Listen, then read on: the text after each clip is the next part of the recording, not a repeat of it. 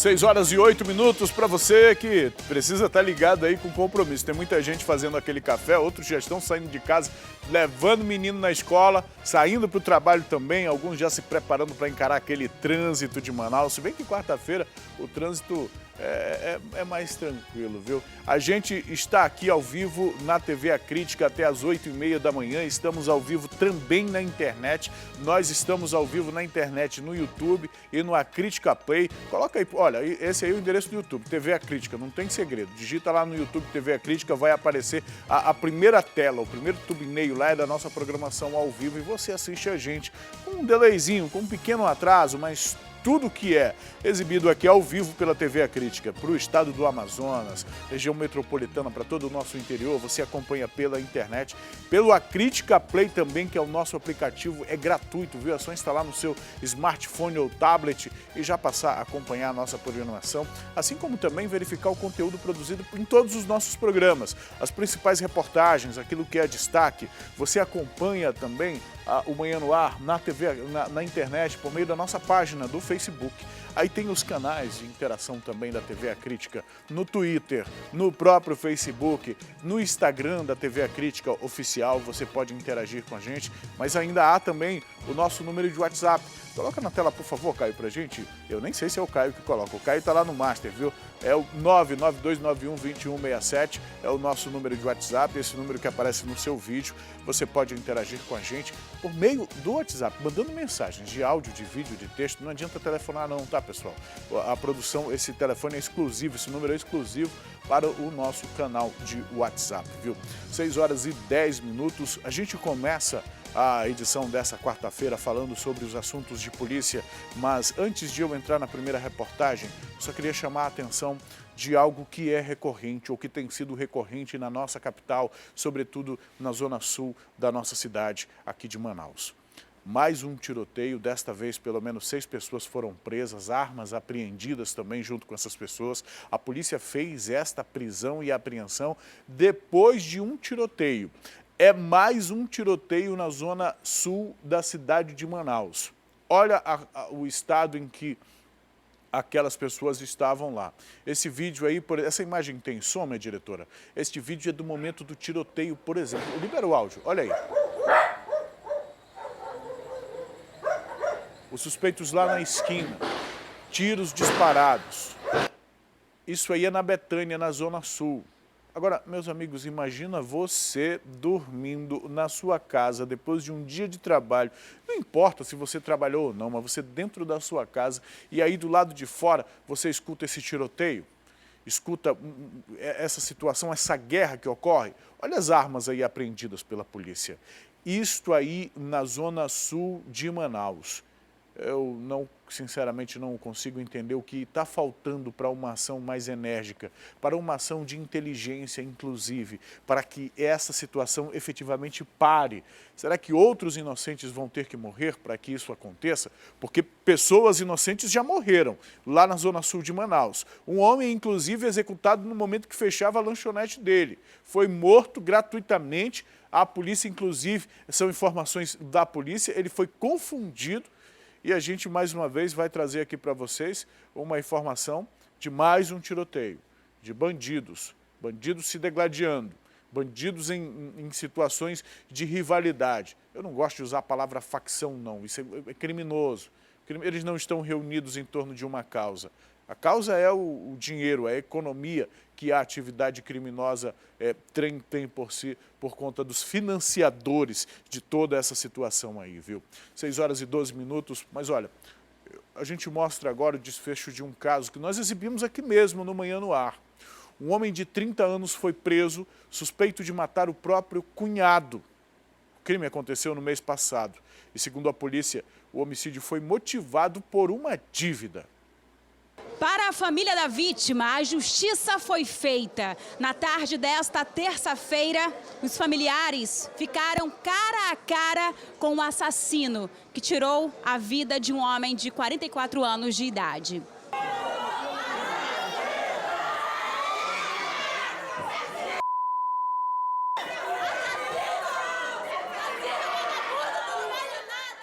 Esse crime aconteceu no dia 16 de agosto. Segundo informações de testemunhas, esse suspeito seguiu o carro da vítima e bateu propositalmente no quilômetro 7 de um ramal bem próximo a Itapiranga. Logo em seguida, esse suspeito chegou a desferir 7 golpes de faca.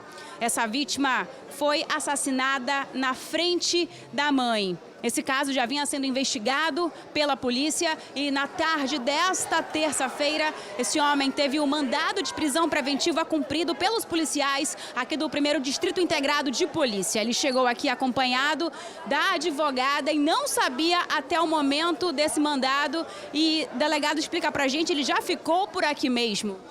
Isso. Na data de ontem, o juiz da comarca de Silves decretou a prisão dele. Houve a representação do delegado de polícia de lá.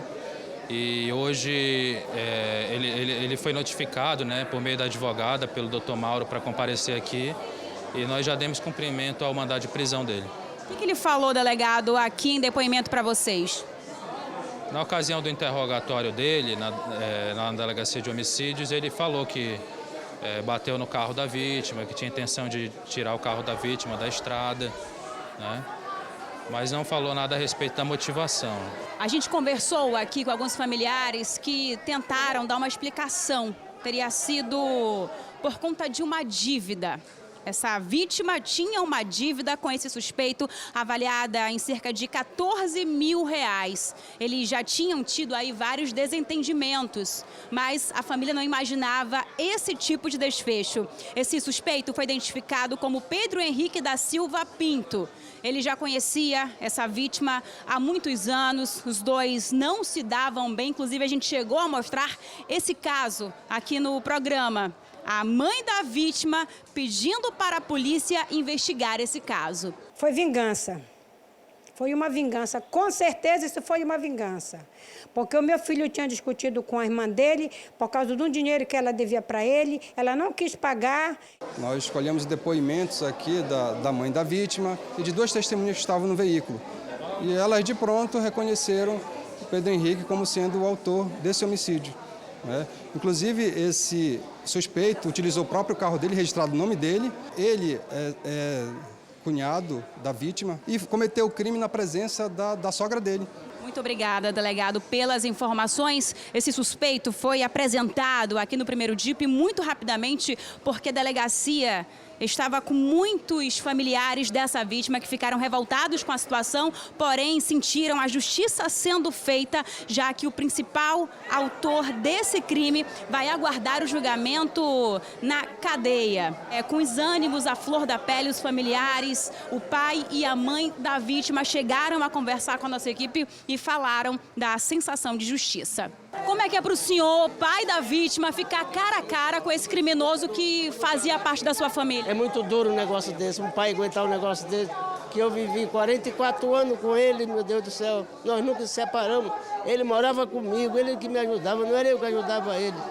E você vê uma situação dessa, um negócio muito duro, é muito duro isso aí, viu? Justiça foi feita? Foi feita, eu estou muito feliz por isso, foi muito rápido.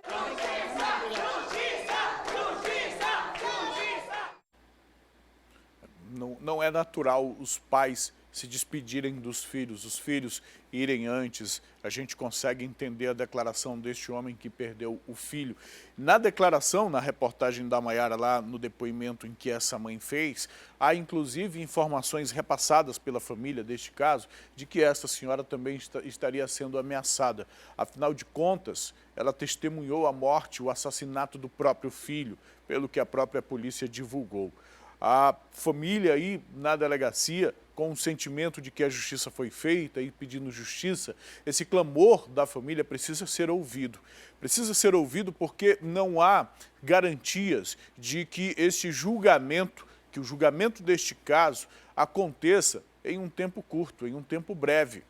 E o que pode acontecer, como tem acontecido em muitos casos, e nós temos trazido aqui, sobretudo quando a gente traz o resultado de julgamento de crimes graves, crimes que demoram 3, 4, às vezes até 5 anos para serem julgados. E o preso que deveria responder ao processo atrás das grades, como é o caso deste homem aí preso, suspeito de ter matado o próprio cunhado, ele está preso agora para responder ao processo atrás das grades, se demorar muito, a justiça é obrigada a soltá-lo.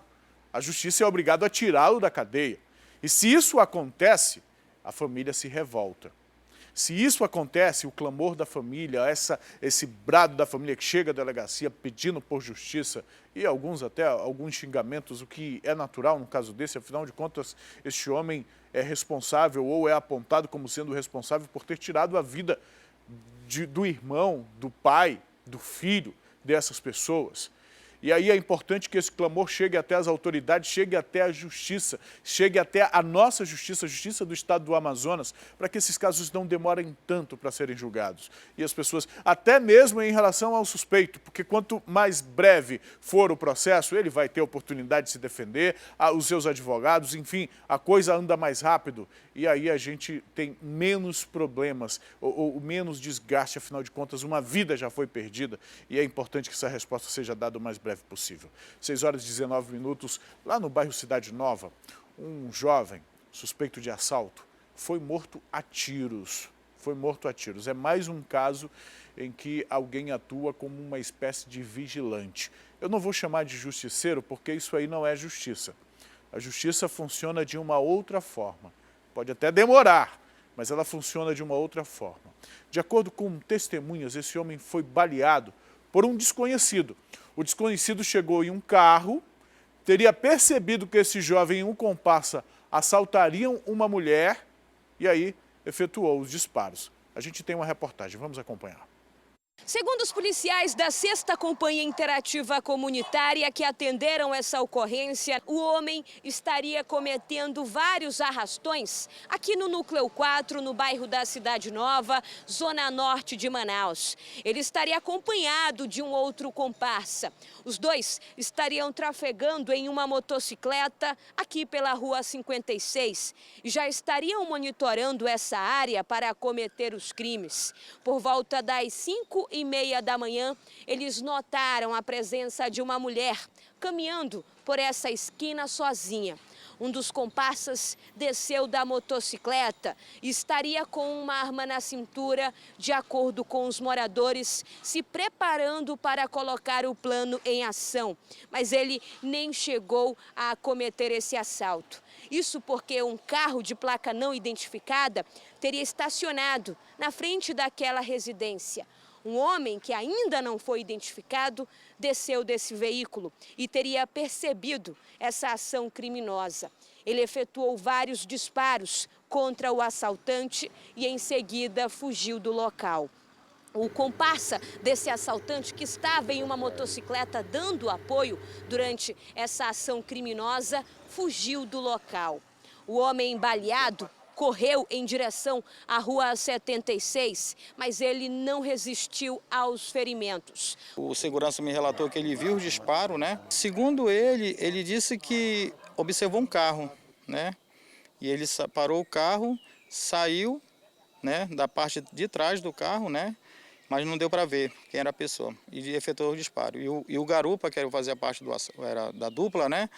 Não conseguiu subir na moto e correu para cá, já com os dois tiros, né? Um no peito e um no pescoço. E aí veio a óbito aqui, na Rua 76. Já veio sem vida, já praticamente, já caindo já, né? Os moradores aqui da comunidade ficaram aterrorizados com essa situação e acionaram a polícia militar. Os policiais ainda chegaram a fazer buscas, mas esse atirador não foi identificado, não foi localizado. O Departamento de Polícia Técnico-Científica informou que essa vítima foi atingida com pelo menos 2 tiros, um no pescoço e um outro no peito. O corpo foi removido e levado para o Instituto Médico Legal.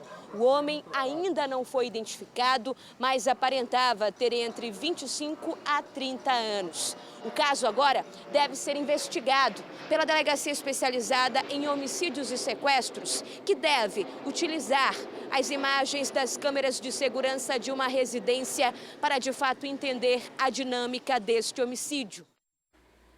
As câmeras de segurança ou de vigilância que registraram tudo isso aqui devem mostrar quem foi o atirador.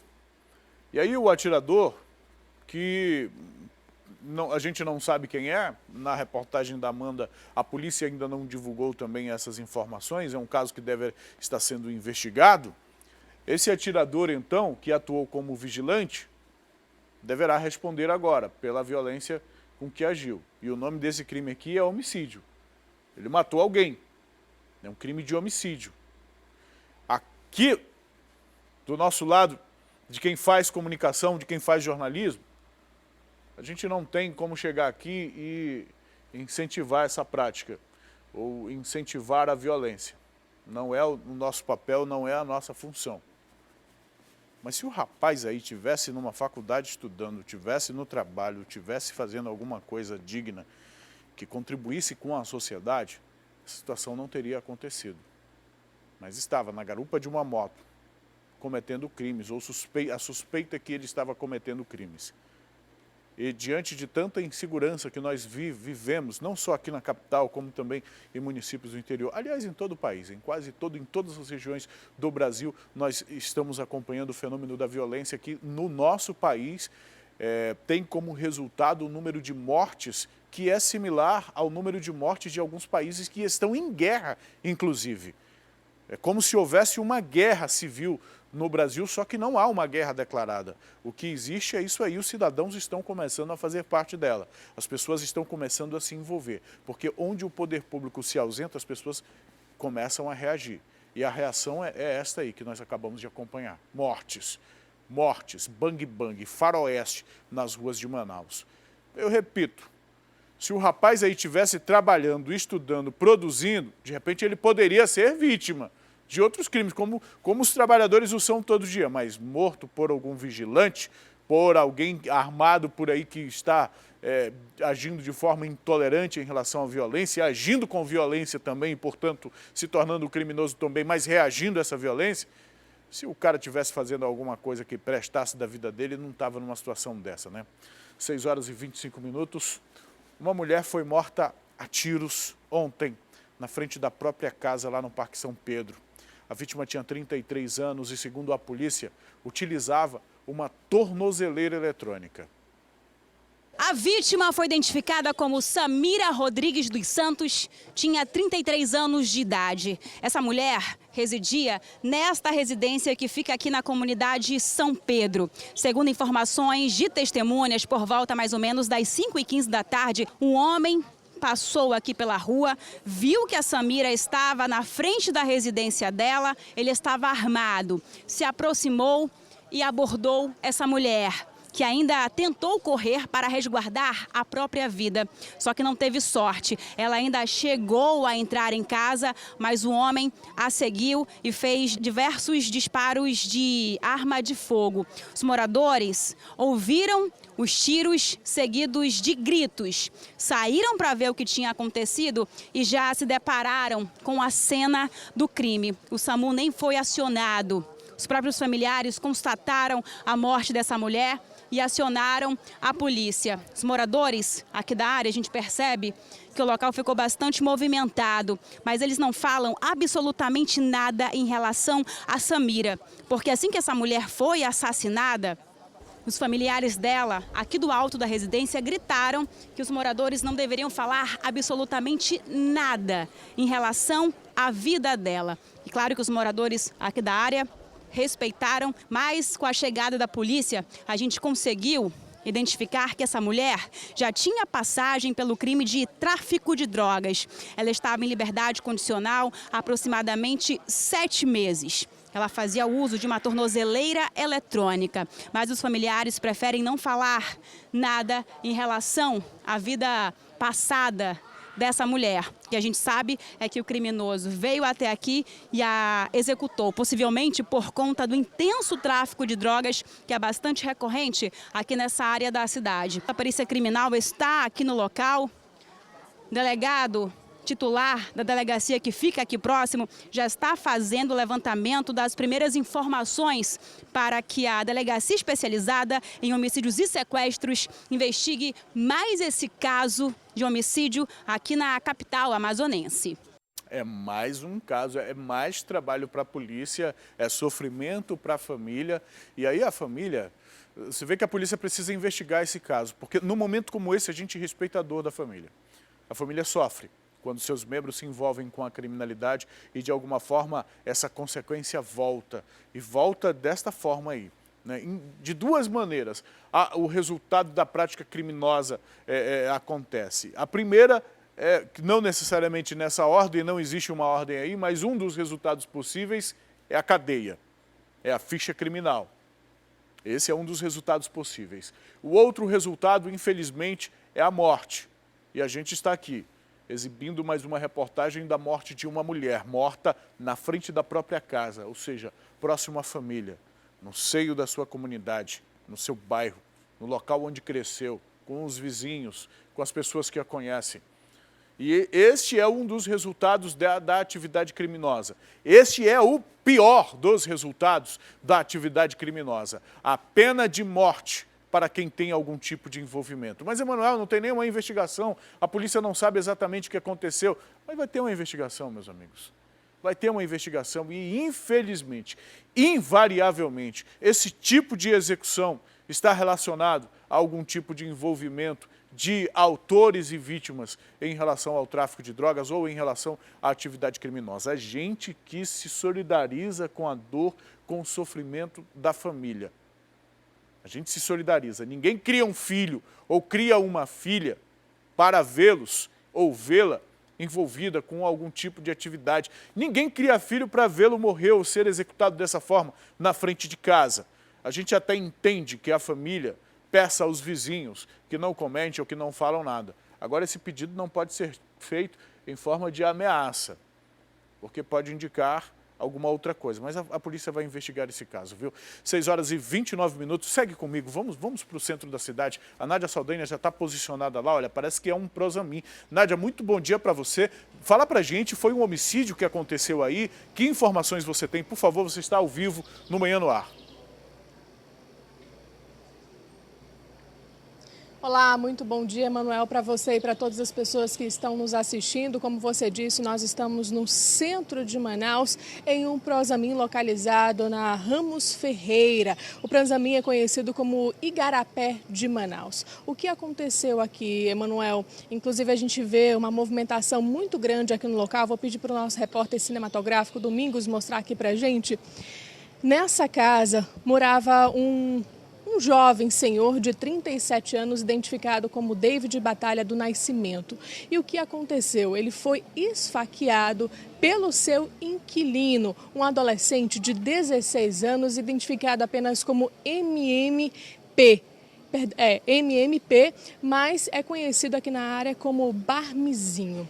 Segundo informações preliminares, esse crime teria sido uma prestação de contas, mas conversando com alguns familiares que estão aqui no local, estão dando toda a assistência à polícia, prestando então informações, essa vítima era um cidadão de bem, um trabalhador que alugava uma parte da sua casa. Esse adolescente e o irmão mais velho moravam aqui no local e eles já não estavam pagando o aluguel há algum tempo. E o que acontecia? Eles trabalhavam em um bar localizado aqui na rua de trás, em seguida aqui do Prosamin, e a vítima ia lá algumas vezes e já fazia um desconto, né? Já tirava então dessa dívida, desse aluguel que essas duas pessoas já não pagavam há algum tempo. E o que aconteceu? Ontem à noite, ele teria ido conversar com esse adolescente e com o seu irmão mais velho.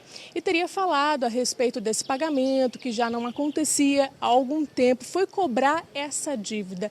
E isso teria motivado esse crime que aconteceu por volta das 4h50 da manhã desta quarta-feira. Os policiais militares da 24ª Companhia Interativa Comunitária chegaram aqui no local por volta de 5 horas da manhã, estão aqui isolando a área. Nesse exato momento, a gente acompanha uma movimentação muito grande de curiosos, dos moradores tentando entender o que aconteceu e também da Polícia Civil, por meio então dos peritos, né, da Delegacia Especializada em Homicídios e Sequestros, mas também uma equipe do Instituto Médico Legal já está na área para fazer a remoção desse corpo. A gente tem a informação também, Emanuel, de que esse adolescente, identificado como MMP, de 16 anos, logo após cometer o crime, ele teria se entregado no 1º Distrito Integrado de Polícia, que fica na Praça 14, que atende então essa área. Daqui a pouquinho a gente vai ter mais informações sobre este assunto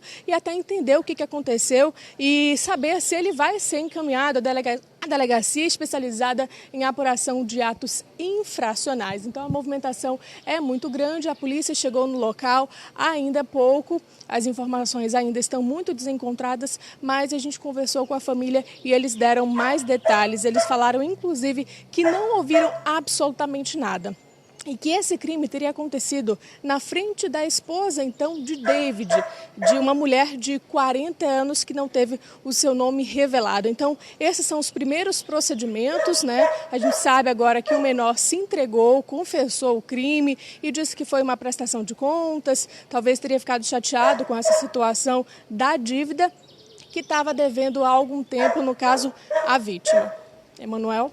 Ok, Nádia, obrigado pelas informações. É uma situação... A gente fica aqui aguardando qualquer novidade. Você pode chamar a gente aqui, você entra aqui ao vivo com a gente no Manhã no Ar, viu, Nádia? Muito obrigado. É mais um caso de intolerância que a gente vê que resulta em um crime grave, um crime que primeiro tirou a vida de um homem. Isso não tem volta, isso não tem retorno. E segundo, compromete a vida de um outro, de um adolescente, que com 16 anos já tem aí que conviver com um ato infracional correlato ao crime de homicídio. Um homicídio tirou a vida de alguém. Então é uma situação que abala vizinhos, que abala a comunidade. A curiosidade das pessoas não é uma curiosidade infindada. Tá certo que tem gente mexeriqueiro mesmo, que gosta de saber da vida dos outros, mas uma pessoa morreu. Isso não é algo banal. Isso é algo que realmente choca a comunidade, choca os vizinhos, choca a vizinhança. A vizinhança procura se informar, procura saber do que ocorreu, porque no estágio de violência em que nós estamos, as pessoas precisam desse tipo de informação. Mas o que aconteceu? Está relacionado ao crime? Tem bandido rondando a nossa área? Ou foi uma situação pontual, uma situação específica, como parece o caso, né? Um caso isolado de uma situação de uma cobrança pontual, um desentendimento ou a intolerância que resulta nisso aqui, a morte de alguém e alguém também que, o adolescente no caso aí, que acabou se descontrolando e cometendo este crime. É obviamente que isso será alvo de uma investigação, de um processo aberto, um processo que deverá apurar inclusive as responsabilidades deste adolescente, as responsabilidades deles, o que de fato aconteceu. A polícia deverá encaminhar isso e certamente ele será encaminhado para a delegacia que apura atos infracionais e de lá encaminhado para o Ministério Público e a partir daí para a Vara da Infância, e o que deverão decidir o que vai acontecer com ele. Se ele será internado naquele primeiro centro que fica lá próximo mesmo ao juizado, próximo à delegacia, e de lá se segue para uma unidade de internação, para uma internação máxima de 3 anos, mas isso é um processo, a justiça que deverá determinar. A gente segue acompanhando este caso. Outras informações, a Nádia Saldanha entra com a gente aqui a qualquer momento. 6h36. Deixa eu falar agora do interior do nosso estado. Lá em Parintins, 2 pessoas foram presas, suspeitas de tentar matar um vigilante a tiros e facadas. Tiros e facadas. Agora, olha só o que está por trás disso. Segundo a polícia, esse crime está ligado à disputa entre empresas de segurança privada. Tu já pensou um negócio desse? Como se não bastasse as brigas, a guerra aí pelos pontos de tráfico de drogas, agora tem empresa de segurança brigando, matando, se matando. Olha, não tem lógica, não tem cabimento um negócio desse. Não tem cabimento. Vamos assistir a reportagem. Por volta de 1h da tarde, a Polícia Civil prendeu em Parintins os guardas de vigilância noturna Edilson Costa e Kaique Campos, suspeitos de tentativa de homicídio. De acordo com a polícia, eles tentaram matar com tiros e facadas um guarda de uma empresa concorrente na madrugada do dia 12 de agosto na rua Gomes de Castro, no centro da cidade. Houve ocorrência de que 2 de um dos grupos atentou contra a vida dos outros dois que faziam no momento aquela guarda na Rua Paraíba, aqui no município de Parintins. Nós vamos verificar toda a situação. Foi feito o pedido de prisão preventiva pela doutora Alessandra Trigueiro. A Justiça acatou esse pedido e agora foi cumprido. Os dois agora vão ser encaminhados para o exame de corpo de delito e ficarão à disposição da Justiça. Que sirva de exemplo para os outros que queiram também tentar contra a vida dos guardas municipais que estão trabalhando de forma correta. A vítima é um jovem de 28 anos que trabalha como guarda noturno. Ele não quis gravar a entrevista no momento, mas relatou para a nossa equipe de reportagem como teria acontecido a tentativa de homicídio. Segundo o jovem, por volta de meia-noite, ele estava fazendo a vigilância aqui dessa via quando começou a ser ameaçado por outro homem, identificado como Edilson Costa, que trabalha em uma empresa de guardas concorrente. Ele ressalta que o Edilson queria que a empresa dele fizesse a vigilância das casas e comércios desse trecho e, com raiva por ter perdido para o concorrente, começou a tirar os adesivos da outra empresa. Então a vítima e ele começaram a discutir. Conforme relatos do jovem, o Edilson foi até um açougue de um conhecido que fica aqui mesmo na Rua Paraíba e pegou uma faca para furá-lo.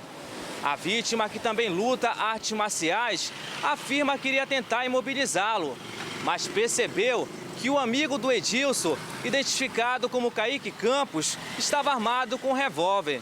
Com medo de ser alvejado, ele saiu correndo do local. Ele pediu carona de uma mulher que estava em uma moto. A mulher foi solidária a ele e o deixou em frente à casa dele, que fica nessa mesma via, distante cerca de 300 metros daqui. Nervoso, o guarda não conseguiu abrir o portão da casa dele, então gritou o nome da mãe. As imagens de uma câmera de vigilância mostram Edilson e Kaique em outra moto seguindo o guarda. O jovem de 28 anos, que sofreu 5 facadas, foi levado em um carro para o hospital Jofre Cohen. Por sorte, nenhum órgão foi atingido pelas perfurações e ele já se recupera em casa. Segundo o delegado Adilson Cunha, a polícia vai investigar a atuação das empresas de guarda noturna na cidade, para evitar confrontos entre eles e a atuação de grupos irregulares. Os grupos que não estão atuando corretamente podem ser até vir a caracterizar o início de uma milícia aqui na nossa cidade. Daqui a alguns dias, depois de a gente finalizar esse inquérito e terminar as investigações com relação a esse caso, eu vou solicitar que todos os integrantes, os representantes deste grupo, compareçam aqui comigo para que a gente possa tomar uma decisão definitiva com relação à atuação deles aí na cidade. Era só o que faltava. Era só o que faltava. Os caras que deveriam ajudar a população, né? Tem uns que recebem 30 ou 50 reais para fazer esse trabalho de segurança nos bairros, nas ruas, né? Uma segurança que é feita muitas vezes por ruas ou por quarteirões. A galera que devia estar lá para alertar no caso de algum problema, no caso de segurança, estão protagonizando cenas de violência e violência extrema que poderia ter finalizado em um homicídio, poderia ter sido resultado de um homicídio. Como é que esses homens vão fazer a segurança de quem quer que seja? Em Parintins ou em qualquer outro lugar? A polícia precisa de fato investigar, precisa reunir e tomar medidas sérias em relação a isso, sérias mesmo. É importante, inclusive, uma fiscalização das autoridades em relação a esse tipo de atuação. Quem são essas pessoas? Quem são essas empresas? Estão habilitadas a prestar esse tipo de serviço para a população? E quem são esses profissionais? Receberam algum tipo de treinamento? Estão preparados para manusear uma arma, ou seja lá o que for que eles utilizam? Ou para se comunicar com a polícia em algum momento? Que tipo de treinamento esses profissionais estão recebendo para estarem lá fazendo a segurança da população? Porque a partir disso que nós estamos vendo, coloca aí, por favor, Caio, as imagens para as pessoas de casa acompanharem. E em um momento a gente vai ver a discussão deles aí na rua. Os dois da moto, os dois que seriam os agressores da moto, e esse aí que foi a vítima que levou as 5 facadas. Por muita sorte, uma facada dessa não atingiu um órgão vital. Esse aí é o que recebeu as facadas, é o que está no meio dessa confusão. Não estou dizendo que ele é o inocente aqui do caso, não. É vítima das facadas, mas a polícia tem que investigar, porque nessa história aí, me parece que não tem inocentes, não. Há responsáveis e pessoas que precisam ser responsabilizadas por essa confusão. E como o agente da Polícia Civil falou aí, existe a possibilidade de se formar uma milícia. Então isso precisa ser investigado, essas empresas precisam ser inclusive vistoriadas e fiscalizadas pela autoridade competente para saber quem são esses profissionais e que tipo de serviço está sendo oferecido para a população. Quem são essas pessoas que a população deveria depositar confiança e confiança num nível mais próximo, porque as pessoas estão nas ruas das casas lá. Existe lá o brasão, a logomarca das empresas nos muros das casas dessas pessoas. Existe uma relação de proximidade e de confiança com esses profissionais que deveriam proteger ou ajudar na segurança. Não é proteger, não. Está lá para alertar, né? Para alertar as autoridades. É um absurdo, é uma situação absurda, né? Já não basta a criminalidade da forma como está, as pessoas que estão aí se dispondo a atuar e ajudar são protagonizando essas cenas aí, olha, cenas de violência gratuita. Isso é Parintins, hein? Isso é interior do estado, isso não é Manaus não, não é a capital, não é a cidade grande como a gente costuma dizer não. Isso é lá no interior, viu? 6h43, ainda falando do noticiário policial, ontem à noite, lá na zona sul de Manaus, na Betânia, a gente conversou sobre esse caso lá aqui no início do programa. 6 homens, põe tela cheia, Caio, por favor. Por favor, olha aí, olha o estado dos sujeitos. Olha o estado desses sujeitos. Eles foram presos, como diz o Siqueira, eu sempre lembro do Siqueira numa hora dessa, é inevitável, diretora, me desculpa, é inevitável, mas o público de casa que acompanha a tela da TV A Crítica, tá, como eu, é telespectador do Siqueira, o Siqueira pergunta, né, o que eles estavam fazendo? Né? Eles estavam trabalhando, eles estavam... Vai já aparecer a imagem deles aí, do estado deles. Sabe o que eles estavam fazendo? Eles estavam se matando, estavam tentando se matar. Essa aí é a ferramenta, é o brinquedo que eles usam, são os brinquedos que eles utilizam. Armas. Esse dinheiro aí, para ter sido apreendido, pode ser o que está motivando todas essas mortes, toda essa violência. O dinheiro gerado pela prática do tráfico de drogas, o dinheiro que os viciados, que as pessoas que fomentam e que financiam este crime, é por isso que eles estão brigando, lutando. Tiroteio, minha gente. Zona sul de Manaus. Outro grupo preso pela polícia tentando matar os rivais. A gente tem uma reportagem, vamos acompanhar. E um grupo de 6 criminosos foram presos na noite desta terça-feira na Zona Sul de Manaus. Uma ação integrada entre diversas SICOMs, 2ª, 1ª, 7ª e 3ª Companhia Interativa Comunitária, resultou na casa que caiu para esses 6 homens. Eles estavam participando de um tiroteio no campo do Betanhão, ali do noroeste, na Betânia, zona sul de Manaus, e de acordo com as informações repassadas aos policiais via CIOPS, via Rede Rádio, eles estavam fugindo em um carro modelo Fiat Argo vermelho. Eles abordaram uma vítima e dentro desse veículo que eles conseguiram levar, tinham 3 revólveres calibres 38 e uma pistola .40. Além disso, cerca de um pouco mais de R$800 e também o documento desse veículo e aparelhos celulares. Olha, de acordo com a polícia, eles são integrantes de uma facção criminosa que atua aqui no estado do Amazonas e eles estavam tentando tomar uma boca lá na Betânia, na Zona Sul. Foi quando toda essa ação aconteceu.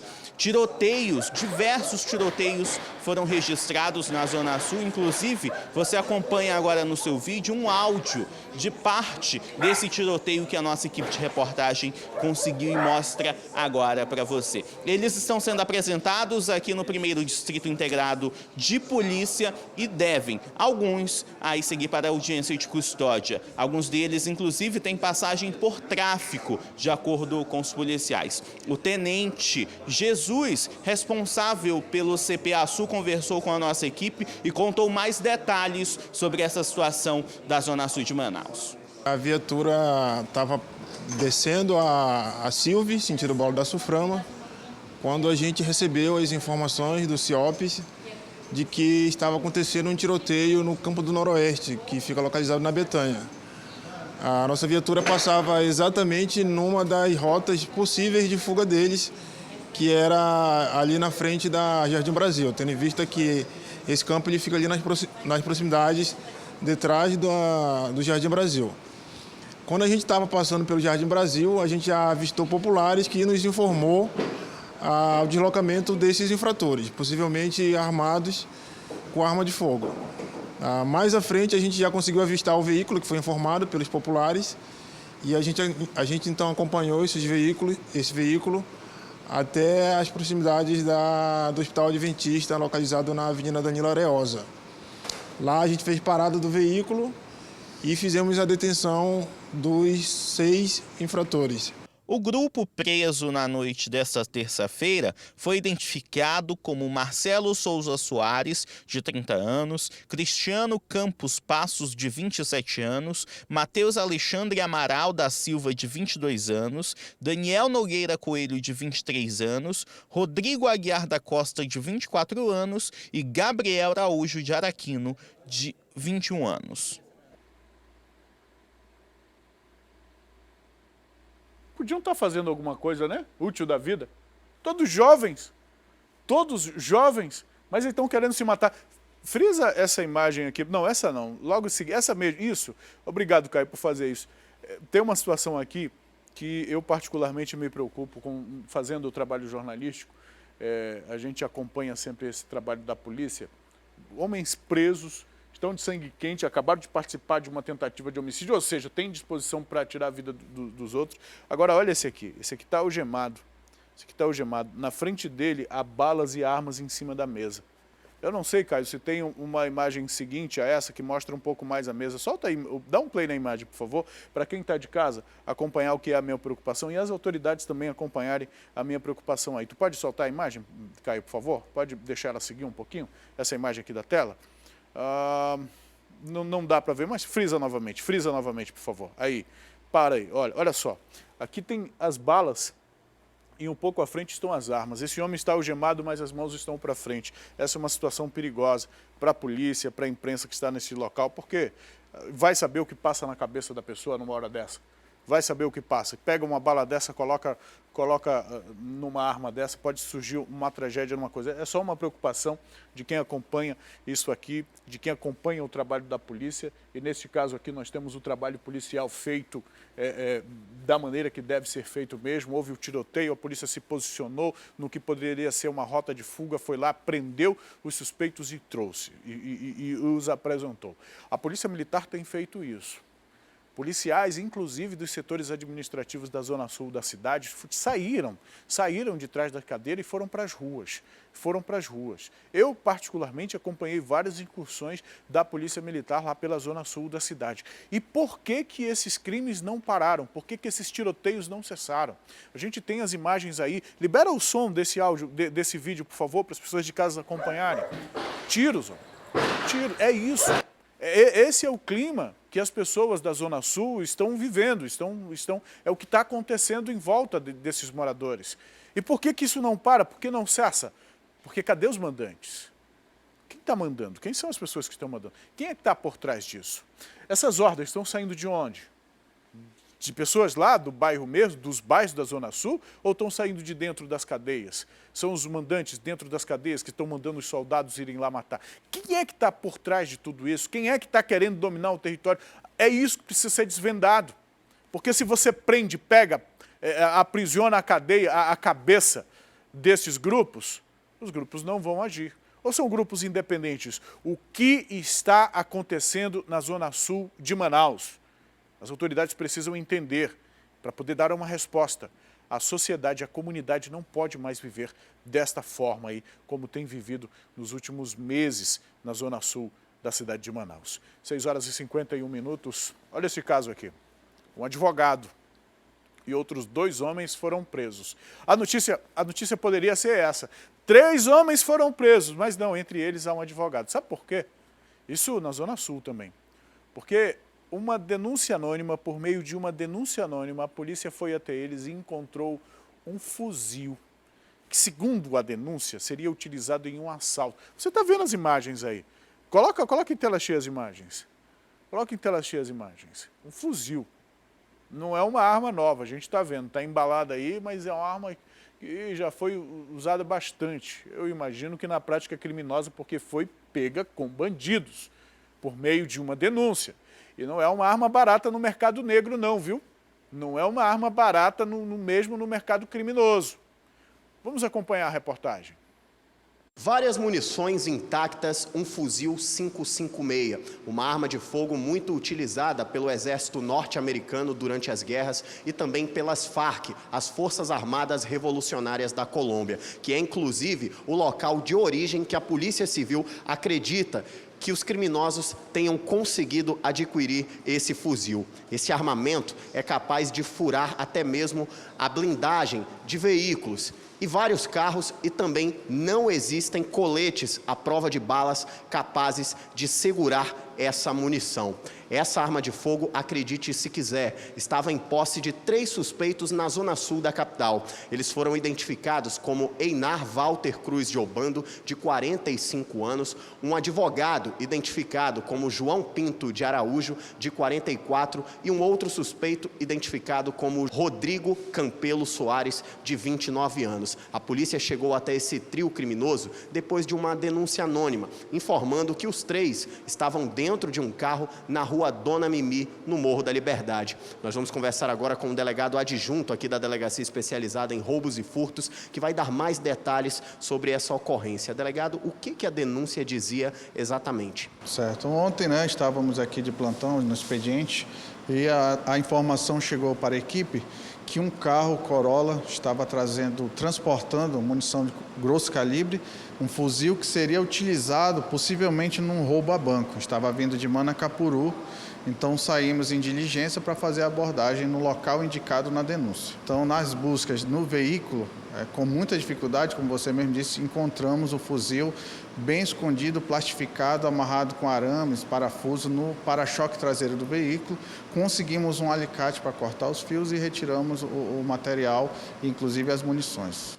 Agora, um detalhe que chama a atenção nessa história é que, durante a mesma denúncia que informou a localização desses suspeitos, que resultou na apreensão desse fuzil e das munições, o denunciante informou que esse trio criminoso estava planejando assaltar uma agência bancária aqui na capital. Sobre isso, delegado, o que o trio falou, o que vocês já conseguiram descobrir? Nas oitivas, todos negaram ter este fuzil, transportar esse fuzil, nenhum deles sabe.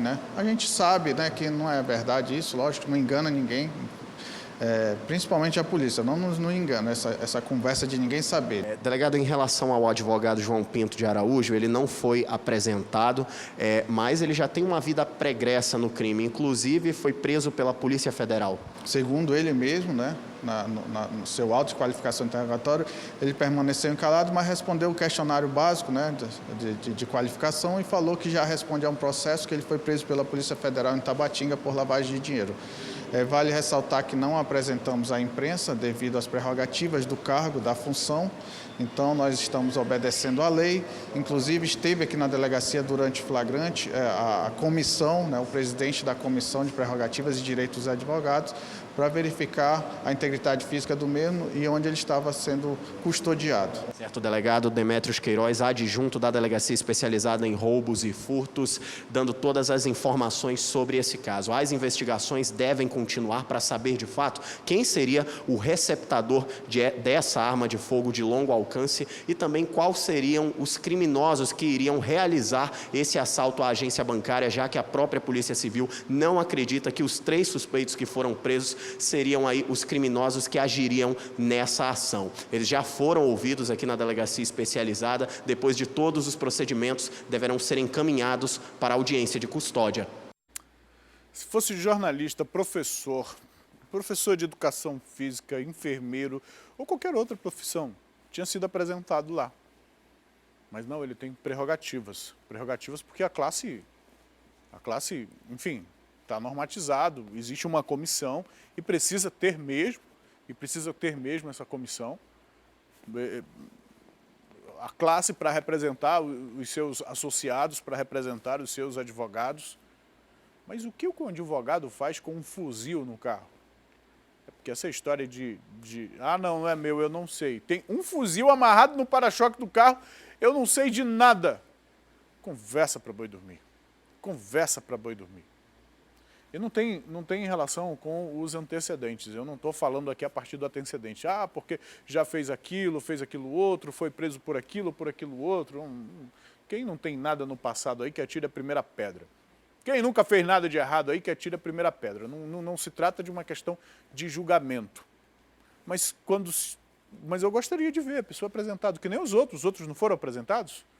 Não foram apresentados? Bota lá para ser apresentado também. Bota lá para a população saber quem é também. Ele vai ter, não tem aí a chance. É advogado, inclusive. Tem os colegas que podem representá-lo. Certamente tem como pagar pela sua defesa. Não vai precisar de um defensor público. Coloca ele lá também. Para a população saber quem é essa pessoa que não sabe o que tem no próprio carro, não sabe o que está carregando, o que está trazendo de outros municípios. Aí vai usar um fuzil para quê? Para passear? Vai usar um fuzil de guerra, um fuzil de guerra. É um fuzil de guerra. Isso que o Ellison falou na reportagem sobre essa arma, ele falou corretamente. É uma arma de guerra. Utilizadas por equipes especializadas. Você não vê policiais nas ruas da cidade utilizando uma arma dessa. É arma específica para ser utilizada em operações que existe um nível muito alto. Ou na própria fiscalização, nas fronteiras aí também, as forças da Polícia Civil, da Polícia Federal, do Exército, utilizam armas, não como esta, mas que utilizam esse mesmo calibre, que calçam esse mesmo tipo de bala. O que uma arma de guerra fazia no carro do advogado? Sim, eu gosto de implicar, porque são pessoas que deveriam estar do lado da lei, que têm esclarecimento e têm informação suficiente, que teriam que ter uma responsabilidade social diante desse estado de coisas, diante desse estado de violência. Temos pessoas esclarecidas, pessoas com formação, pessoas que atuam nesta área e que poderiam estar atuando a favor da sociedade, mas pelo contrário, estão com fuzis amarrados no para-choque do carro. Isso precisa ser de fato investigado. 6 horas e 59 minutos. Neste momento a gente encerra a nossa transmissão na FM O Dia, na rádio, na 93.1, agradecendo a você que nos acompanha sempre de segunda a sexta-feira na rádio, viu? De segunda a sexta-feira na rádio. Tenham todos uma excelente quarta-feira e amanhã, a partir das 6 da manhã, a gente se encontra por aqui novamente no Manhã no Ar. Aqui pela televisão e pela internet, a gente segue até às 8h30 e aqui é de segunda a sábado, hein? No sábado é um pouquinho mais tarde, começa às 6h30, mas até às 8h30 da manhã a gente segue com vocês aqui e trazendo ainda mais informações da área policial. Porque 2 homens suspeitos de roubar uma moto foram espancados pela população. Exatamente, mais uma dupla que recebeu o carinho da população. Olha as imagens aí, olha as imagens da violência. Olha as imagens da violência. Um deles chegou até a ficar desacordado. Isso foi lá no Monte das Oliveiras, viu? Foi lá no Monte das Oliveiras. Segundo testemunhas, tudo aconteceu quando esses 2 perderam o controle do veículo em que eles estavam e tentaram roubar um carro. Eu quero assistir essa reportagem junto com todos vocês, porque pela imagem, aqui à esquerda do vídeo, se você prestar atenção nesta imagem, é um homem que está pisando em cima desse... Olha aí, como há uma arma na cintura dele. Vamos acompanhar essa reportagem. Na Avenida Igarapé do Passarinho, 2 homens identificados como Adelson Duarte e Rogério Lopes estavam ali. Um deles armado. Avistaram um homem em uma moto, abordaram a vítima, mandaram ele descer e levaram a moto embora, ou seja, roubaram. Horas depois, por volta das 5 da tarde já, eles vieram aqui na rua Maracaibo, do Nova Cidade, zona norte de Manaus. Esses 2 homens estavam sendo perseguidos, só que eles perderam o controle da moto e acabaram caindo. Só que a população percebeu que esses 2 homens tentaram assaltar o carro em que eles estavam sendo perseguidos. Esses 2 homens, como a gente vai ver agora neste vídeo, levaram tanta porrada, mas tanta porrada, que eles chegaram a ficar desacordados. Eles ficaram desacordados e quase morrem aqui de tanto levar socos, chutes e também os famosos pontapés. Foi aí que a 15ª SICOM chegou aqui no local, detiveram os populares que estavam revoltados com a ação criminosa dos dois. Como é que foi que vocês conseguiram ali chegar até esses dois infratores que já estavam ali levando uma surra da população, né?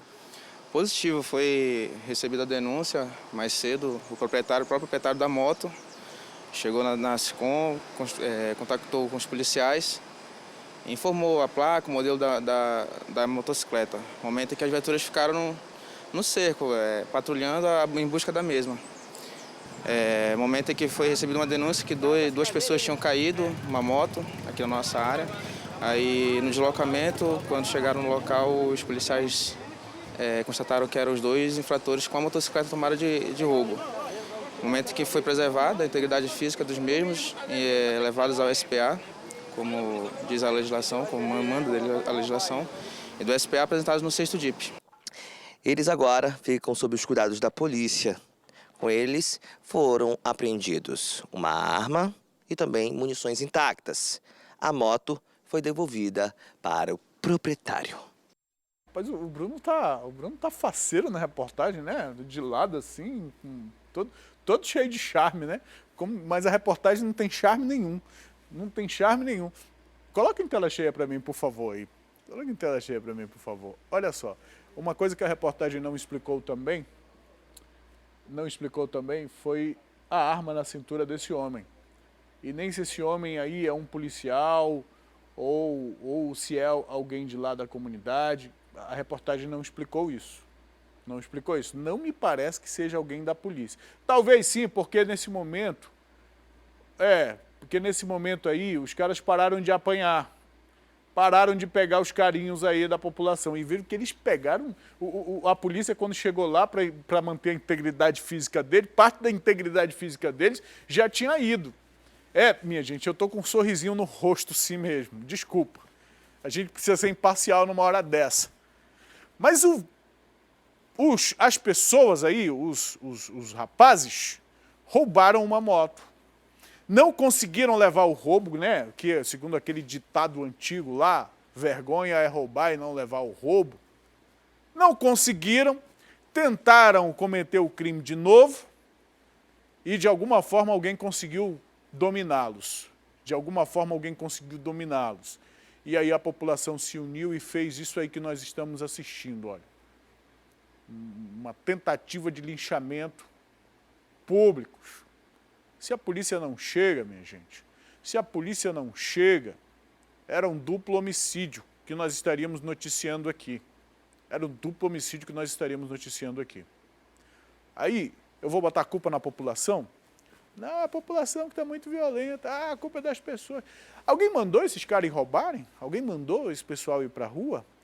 A população está sem proteção e precisa agir, precisa fazer alguma coisa. É isso que aconteceu, é isso que está acontecendo. Se não tem ninguém para proteger, as pessoas arregaçam a manga e vão lá e estão distribuindo peia, porrada e bandido. 7h05. E durante uma operação policial no Porto de Manaus, um jovem de 19 anos foi preso com drogas em uma embarcação vinda lá de Tabatinga. A prisão aconteceu após uma denúncia anônima. O jovem ainda tentou incriminar outro passageiro. Tentou botar culpa no outro. Só que ele foi identificado pelas imagens das câmeras de segurança do barco. Ele não contava com isso, né? Vamos acompanhar na reportagem. O homem foi identificado como João Vitor Rocha, de 19 anos. Segundo a polícia, ele teria recebido de um traficante aproximadamente R$2.000 para transportar drogas em uma embarcação. O material ilícito teria vindo de Tabatinga e seria distribuído para as bocas de fumo em Manaus. A equipe dos Cipicães estava em uma operação no Porto de Manaus quando soube dessa ocorrência. Os policiais se deslocaram até o barco. Pelo menos 4 cães farejadores entraram e no 3º piso eles encontraram uma mochila com aproximadamente 5 quilos de maconha.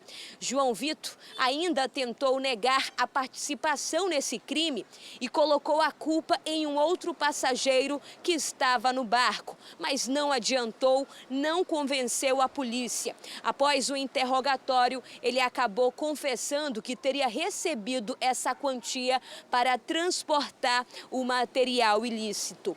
O homem foi preso no local e levado para a delegacia.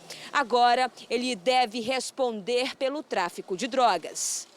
Após nós efetuarmos aí a abordagem na embarcação e procedendo às buscas com os nossos cães de narcótico, foi localizada aí uma bolsa, aproximadamente 5 quilos de material entorpecente, no terceiro piso da embarcação. Nós tivemos algum trabalho aí para localizar o dono dessa droga, tendo em vista que ele tentou se esconder ali pela embarcação, mas através das imagens das câmeras da própria embarcação ele foi localizado, foi identificado, e foi efetuada aí a devida apreensão, a devida prisão do criminoso.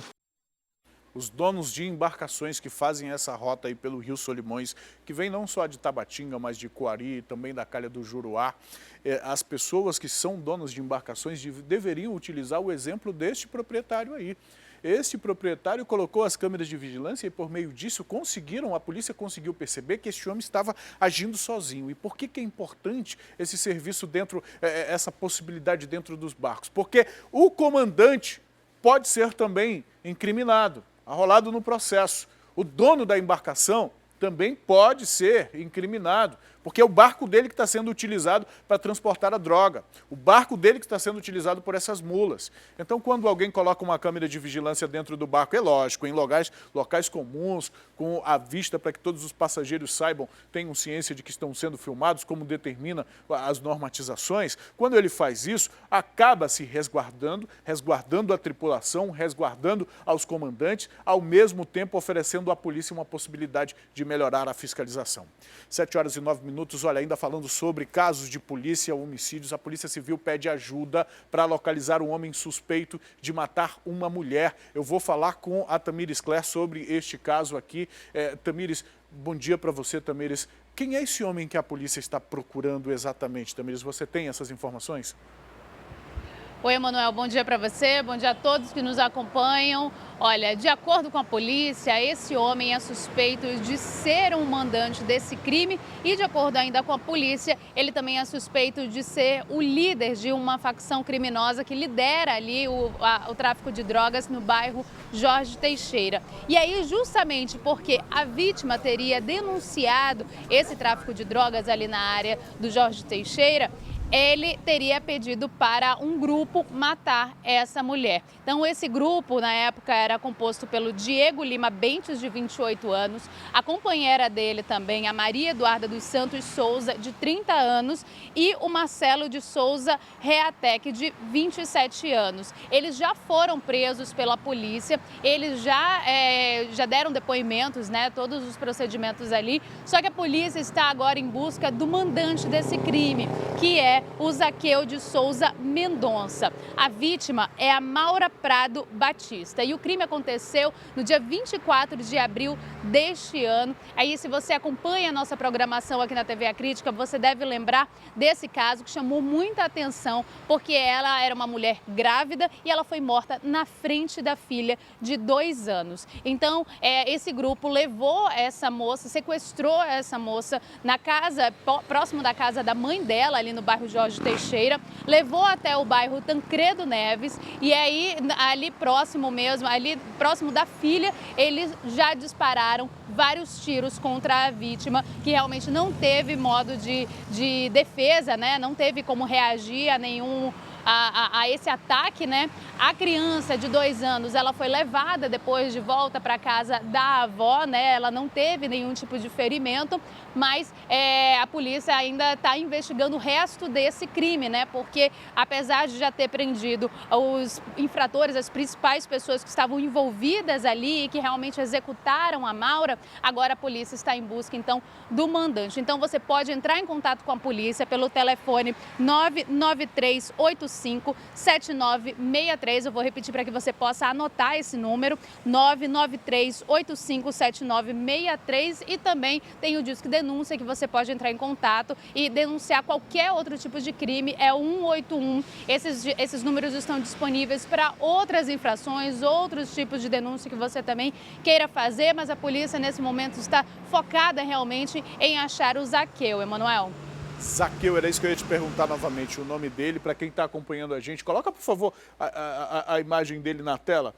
O Zaqueu, olha, o número da delegacia que a Tamires acabou de dizer está aparecendo aí no seu vídeo, 93857963, é lá da equipe de investigação da Delegacia Especializada em Homicídios e Sequestros. 181 é o número do Disque Denúncia, essa informação aí que a polícia está procurando este homem. Você que está assistindo o Manhã no Ar agora, que conhece, que sabe onde ele está, denuncie. Ligue para qualquer um desses telefones, você não precisa se identificar e pode ajudar a polícia a fazer o trabalho dela. Obrigado, Tamires Klepp, pelas informações. Daqui a pouco a gente volta a falar com a Tamires. Agora, troca aqui para mim, por favor, o Caio. Caio, troca para mim, por favor, coloca as imagens do drone da TV A Crítica. O drone está lá na Ponta Negra. Alex Gomes na Ponta Negra, na praia da Ponta Negra. Ele vai mostrar para a gente aí o céu da cidade de Manaus, desta área da zona oeste da cidade, o nosso balneário, o principal cartão postal da cidade de Manaus, que agora tem parada de ônibus no valor de R$207 mil. Eu não podia perder a oportunidade, né?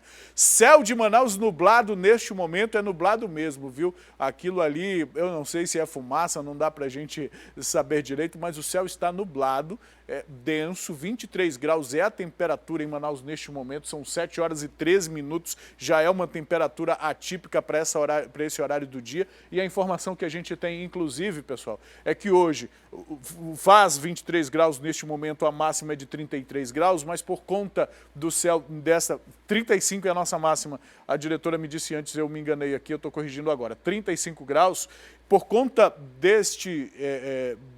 do céu nublado, o Aeroporto Internacional Eduardo Gomes está operando por instrumentos. E a gente tem, por exemplo, alguns voos que já estão atrasados. Aqui nessa tela, por exemplo, há 4 voos atrasados, viu? De São Paulo aqui para Manaus, saídas com destino de Manaus para São Paulo. Dois voos para São Paulo, outro em São José dos Campos também em São Paulo, para Vitória.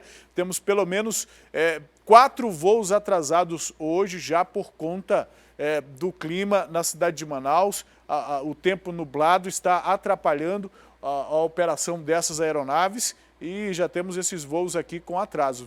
Voos previstos para sair às 6h15 da manhã, às 7 da manhã, às 7h20, olha, já está...